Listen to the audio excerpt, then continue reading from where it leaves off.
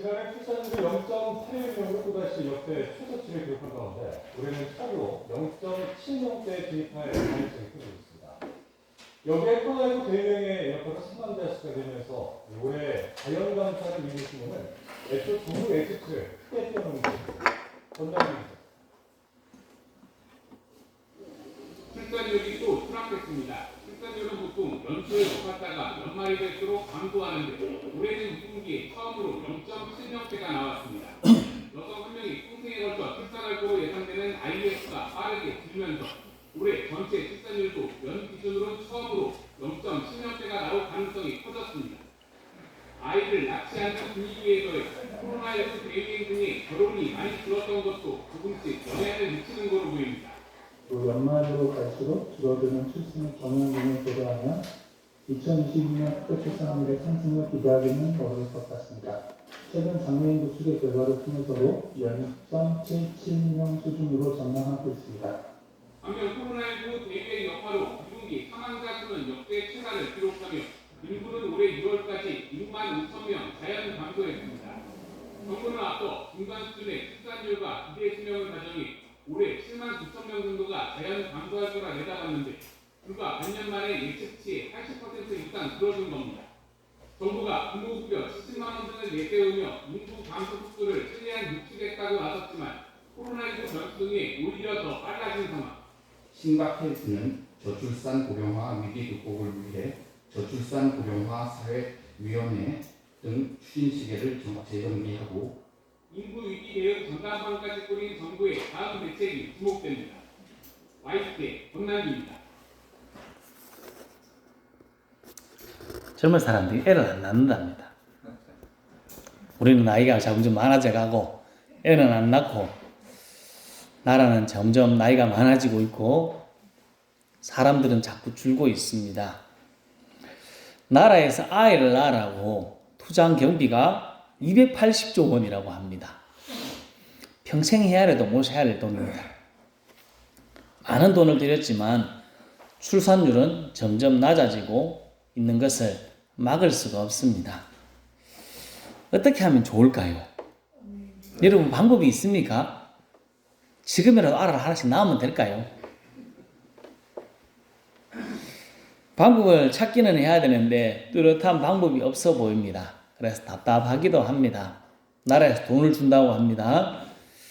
50만 원씩 주기도 하고 몇 년씩 주기도 합니다. 그래도 안 낳습니다. 참 답답합니다. 우리나라의 출산율이 낮은 것과 같이 교회 안에서의 영적인 출산율도 낮습니다. 우리 교회 새 생명이 출생하고 있을까요? 안 믿는 사람들이 전도되어 믿는 사람이 있습니까? 우리 교회는 영적인 출산율이 얼마나 될까요? 새 가족, 초신자가 생겨야 하는데 잘 안 보입니다. 없는 건 아닙니다. 나라에서 출산율을 높이려고 많은 돈을 투자하며 노력하는 것처럼 우리 교회에서는 영적인 출산율을 높이기 위해 전도하기 위해 많은 투자를 하고 있을까요?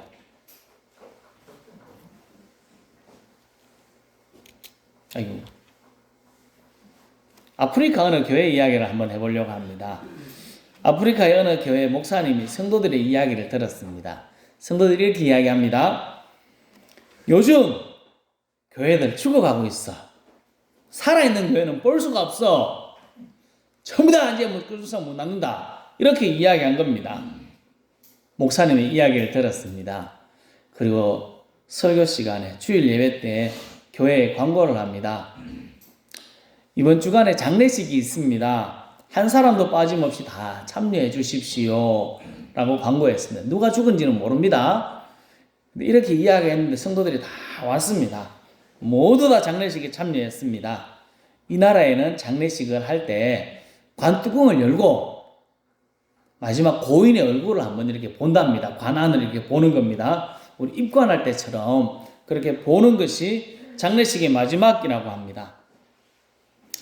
관을 열고 안을 들여다봤습니다. 성도 한 사람 한 사람씩 다 들여다봤습니다. 관 안에 아무도 없습니다. 거울이 하나 있습니다. 누가 죽은 겁니까? 내가 죽은 겁니다. 거울 보고 깜짝 놀란 성도들을 본 목사님이 이렇게 이야기했습니다. 여러분, 관 안에 누가 있습니까? 교회가 죽었다는 말은 여러분이 죽은 것과 다름없습니다. 어찌 내가 없이 교회가 있으며 교회 없는 내가 존재할 수 있겠습니까? 라고 이야기했다고 합니다. 성도들이 이 말을 듣고 반성을 했다고 합니다. 자, 앞에 그림은 교회처럼 생겼습니다. 이게 전도관, 옛날에 전도관으로 사용했던 건물이라고 합니다. 우리 교회가 저렇게 될 수도 있습니다. 교회가 다 부서졌습니다. 지붕이 없습니다. 교회 안에 봉합 풀이 다 나고 뭐 난립니다. 나무도 자라있고 저런 모습이 안 되리라 생각할 수가 없습니다. 교회가 죽었다. 교회가 아무것도 해도 안 된다. 우리가 쑥덕쑥덕거립니다. 그렇지만 조금도 책임감을 느끼지 못했던 아프리카 성도들처럼 우리의 모습은 조금 다를까요? 교회가 문제야. 교회가 병들었어. 전도도 안 돼. 많은 곳에서 교회를 걱정하는 말을 많이 합니다. 우리도 하고 있습니다. 하지만 진심으로 교회에 대한 책임의식을 가진 사람은 그렇게 많지 않은 것 같습니다. 모두가 누군가를 향하여 손가락질합니다. 당신 때문에 문제라고 이야기합니다. 하지만 내가 먼저 헌신하겠다고 힘쓰는 사람은 얼마나 될까요? 성도 여러분, 우리나라의 출산율이 낮은 것과 같이 한국 교회, 우리 교회의 영적인 출산율이 낮은 현실을 직접 봐야 됩니다.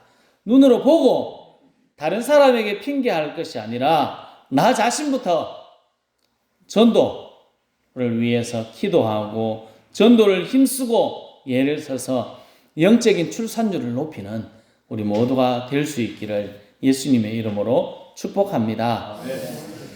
디모데후서 오늘 우리가 읽은 책입니다. 사도 바울이 모든 사역을 마쳐갈 때쯤에 나이 많아서 쓴 편지입니다. 2절 말씀을 같이 읽겠습니다. 너는 말씀을 전파하라. 때를 얻든지 못 얻든지 항상 힘쓰라. 범사에 오래 참음과 가르침으로 경책하며 경계하며 권하라. 아멘. 사도 바울이 믿음의 아들 디모데에게 편지하고 명령합니다. 뭐라고 명령합니까? 말씀을 전파하라. 그렇게 명령하고 있습니다. 디모데에게 말씀을 전파하라. 교회의 사명이 무엇일까요? 교회가 존재해야 되는 이유가 뭡니까? 교회가 왜 있어야 됩니까? 사도행전 1장 8절에 이렇게 이야기합니다. 같이 읽습니다. 오직 성령이 너희에게 임하시면 너희가 권능을 받고 예루살렘과 온 유대와 사마리아와 땅끝까지 이르러 내 증인이 되리라 하시니라. 아멘. 교회의 사명은 하나님의 증인되는 것입니다. 하나님의 말씀, 복음을 전파하는 것입니다. 교회의 존재 목적은 하나님의 말씀, 복음을 전하는 것 외에 그것보다 더 중요한 것은 없습니다. 교회 사는 일이 참 많습니다. 지금 우리가 하는 것처럼 예배도 드립니다. 기도도 합니다. 성도들과 교제도 합니다. 봉사도 합니다. 하지만 가장 중요한 교회의 일은 복음을 전하는 것입니다. 이것이 없으면 교회의 목적을 잃어버린 것입니다. 사도 바울이 죽음을 앞두고 디모데에게 하는 말씀을 전파하라 말씀합니다. 말씀을 전파하는 것, 복음을 전하는 것이 교회에서 해야 될 아주 중요한 일, 가장 중요한 일입니다. 때를 얻든지 못 얻든지 힘써야 한다. 열심히 힘쓰고 애쓰지만 안 됩니다. 이게 현실입니다. 그렇다면 포기해야 할까요? 그러면 안 됩니다. 2절을 다시 읽겠습니다. 같이 읽습니다. 너는 말씀을 전파하라. 때를 얻든지 못 얻든지 항상 힘쓰라. 범사에 오래 참음과 가르침으로 경책하며 경계하며 권하라. 아멘. 말씀을 전파하라. 항상 힘쓰라 하는 말 뒤에 이어지는 말씀이 무엇입니까? 오래 참으라 하는 것입니다. 범사의 오래 참음과 가르침으로 경책하며 경계하며 권하라 말씀합니다. 복음을 전하면서만 안 옵니다. 휴가라고 진짜 안 옵니다. 열심히 해도 안 옵니다. 올 생각 자체를 안 합니다. 온다 하긴 합니다. 또 했다가 어떻게 합니까? 그날 당일 돼서 오라 그러면 일이 있으면 못 온다고 합니다. 사기를 얼마나 많이 치는지 우리 사기꾼들만 만나는 것 같습니다. 답답합니다. 아무리 해도 안 됩니다. 실망감이 우리 마음에 사로잡힙니다. 이 당시도 마찬가지 아니었을까요? 이 당시는 지금보다 더 했을 겁니다. 잘못하면 내 목이 날아갈 수 있는 상황이었는데 그런 가운데 복음을 전한다는 것이 쉽지 않았을 겁니다. 그렇지만 그래도 해야 될 일이 뭐라고요? 복음을 전하는 것입니다. 오래 참고 다시 복음을 전하는 것입니다. 복음 전파가 교회의 존재의 목적이기 때문에 계속해서 복음을 전하는 것입니다. 씨를 뿌리는 겁니다. 우리가 씨를 뿌려놓고 오랜 시간 기다립니다. 누가복음 8장 15절 말씀이 이렇게 이야기합니다. 같이 읽어보겠습니다. 좋은 땅에 있다는 것은 착하고 좋은 마음으로 말씀을 듣고 지키어 인내로 결실하는 자니라. 아멘. 좋은 땅에 씨를 뿌렸습니다. 어제 저는 모판을 들고 옮겼습니다. 오늘 가면 나락이 열렸을까요? 어제 열심히 넣었습니다. 오늘 열려야 되겠습니까? 이렇게 하면 뭐라 그럽니까? 미쳤나 그러죠. 우리가 그렇게 살아가고 있습니다. 좋은 땅에 씨를 뿌려도 내일 당장 열매 맺는 것이 아니라 기다려야 합니다. 물도 주고 풀도 뽑아야 합니다. 더위도 견뎌야 합니다. 인내로 결실합니다. 견디고 기다려야 열매를 맺을 수 있습니다. 우리는 농사하며 이걸 너무 잘 알지 않습니까? 오늘 심으면 내일 안 나온다는 것 압니다. 죽도록 고생해야 씨가 겨우 열린다는 것, 열매가 맺힌다는 것 알고 있습니다. 씨를 뿌린다고 바로 나오지 않습니다. 오래 참고 견뎌야 합니다. 인내해야 합니다. 여름에 떼약볕도 견뎌내야 합니다. 몸이 아프지만 약 먹고 가서 일해야 합니다. 지치고 힘들 때도 있습니다. 그러나 참아냅니다.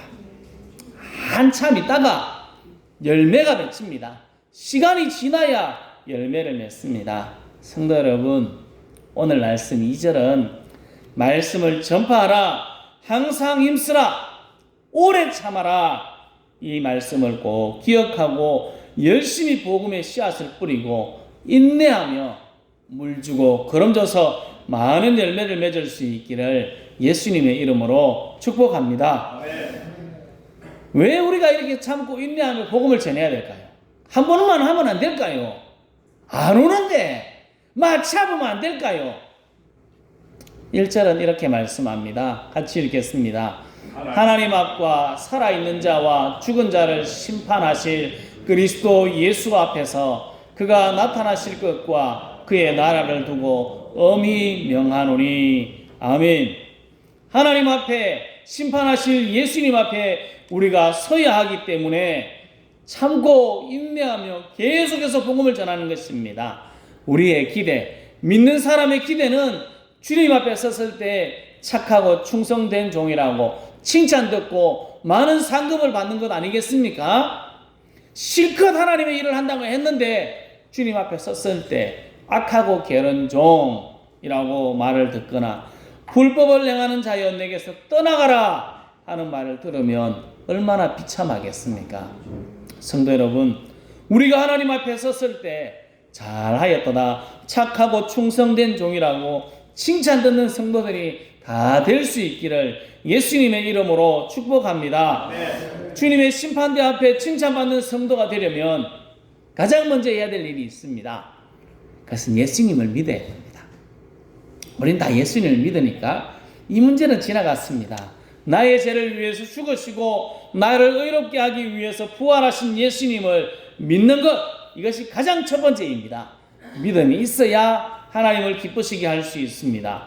예수 믿는 믿음을 가지고 해야 하는 일, 그 다음에 일이 복음을 전하는 것, 예수님을 전하는 것입니다. 디모데후서 4장 7절은 이렇게 말합니다. 같이 읽습니다. 나는 선한 싸움을 싸우고 나의 달려갈 길을 마치고 믿음을 지켰으니 아멘. 사도 바울이 선한 싸움을 싸우고 달려갈 길을 마치고 믿음을 지켰다고 합니다. 지금 거의 죽음 앞에 있습니다. 사도 바울은 자신의 죽음을 직감하고 있습니다. 그러면서 이 편지를 쓰고 있는 거거든요. 나이 많은 사도 바울, 몸이 약해졌습니다. 자기의 죽음 앞에 있습니다. 이제 그만해도 안 될까요? 하지만 그는 복음 전파의 사역을 내가 죽음 앞에 있다 할지라도 그만두지 않고 계속해서 달려가겠다고 이야기하고 있습니다. 그 길을 위해 계속해서 달려갑니다. 그의 달려갈 길, 복음을 전하는 일이었습니다. 앞에서 디모데에게 말한 복음 전파의 일을 죽음을 앞두고도 쉬지 않습니다. 5절에 보면 이렇게 말씀합니다. 같이 읽습니다. 그러나 너는 모든 일에 신중하여 고난을 받으며 전도자의 일을 하며 내 직무를 다하라. 아멘. 전도자의 일, 내 직무를 다하라. 이것은 복음 전파를 계속하라고, 끝까지 하라고 말씀하고 있는 것입니다.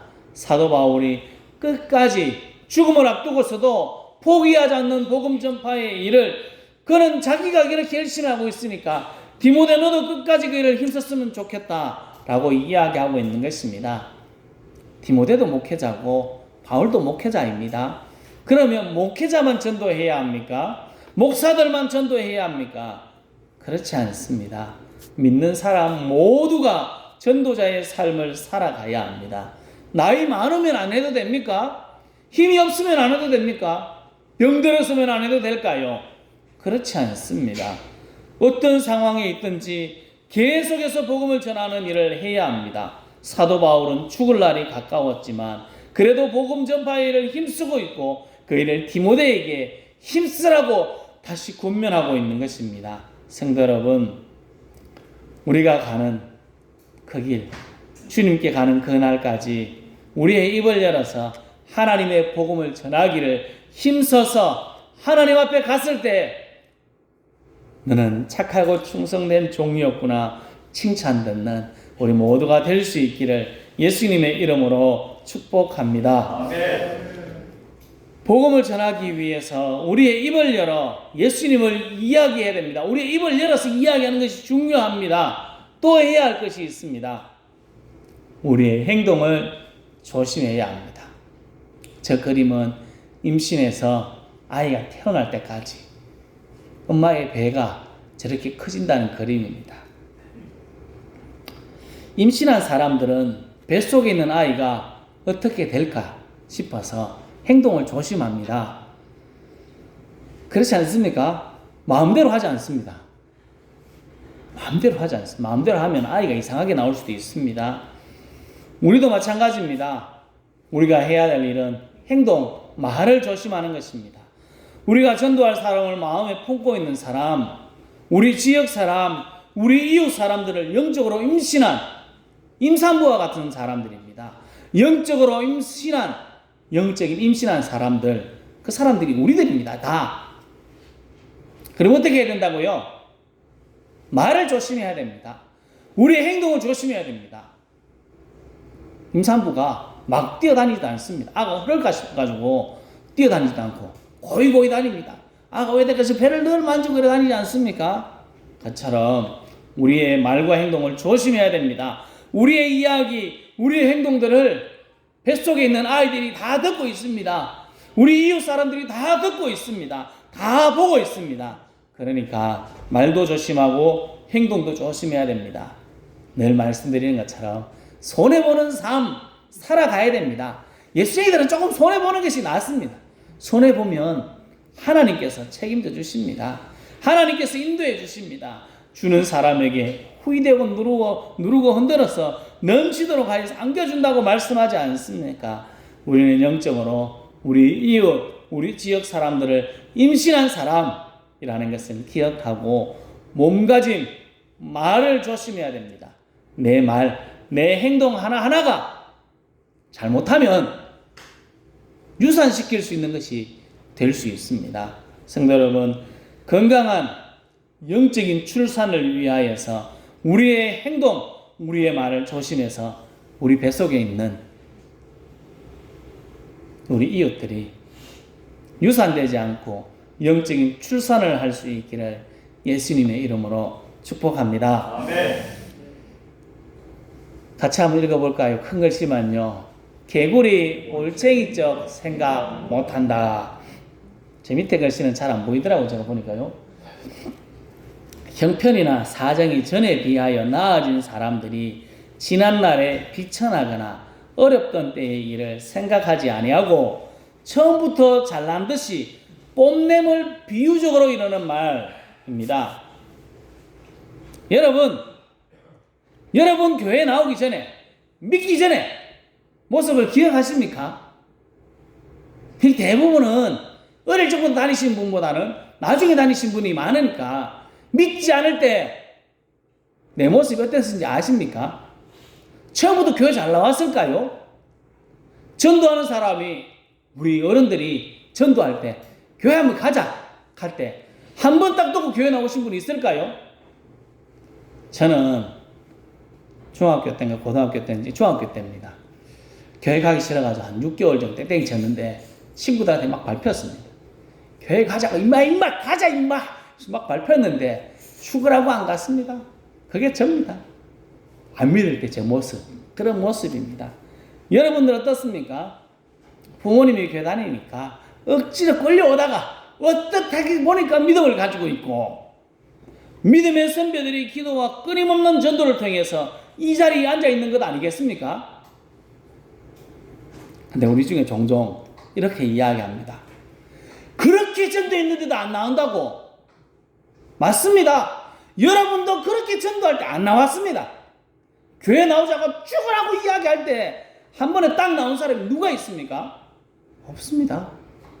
다 시간 질질 끄다가 한참 있다가 겨우 한번 나와서 이 자리에 어떻게 보니까 이 자리에 앉아 있는 거 아니겠습니까? 포기하지 않고 기도하며 전도했던 사람들이 있어서 우리가 이 자리에 있는 것입니다. 우리가 이제 해야 될 것이 뭐라고요?